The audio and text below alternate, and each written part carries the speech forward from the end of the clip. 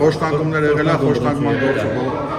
կատարվել է հաղորդում, կատարվել են իբր թե քննչական գործողություններ, առկա է կարճման որոշում, բողոքարկել ենք դատարան,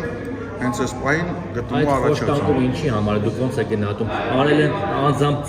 ձեր դնորոշված, թե մեկ Վարդան Ղուկասյանի վրեժը փորձել են ձեզ Բացարձակապես Վարդան Ղուկասյանը խոշտանգումների հետ կապված բացարձակապես չկար, ես ես վերջերս նրան տապանում ելույթ ունեցեք, կրկնվեմ, իզանմանսից իսկ պահանջումային ցուցմունքներ գլխավոր դատախազան Նավարդապետյանի եւ ազգային անվտանգության ծառայության տնօրեն Արմեն Ալազյանի։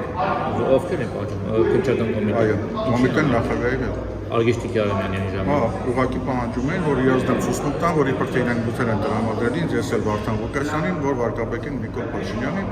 բնականաբար ես այդ հիմարության մեջ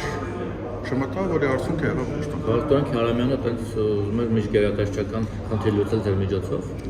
Այս են ինչ-որ հիմա ձեզ ասեցի հարգելիս, դա գրված է հաղորդմանս տեքստի մեջ, որը դարել է քննության առարկա։ Իսկ ինչ-որ կարելի է ձեռնարկել են։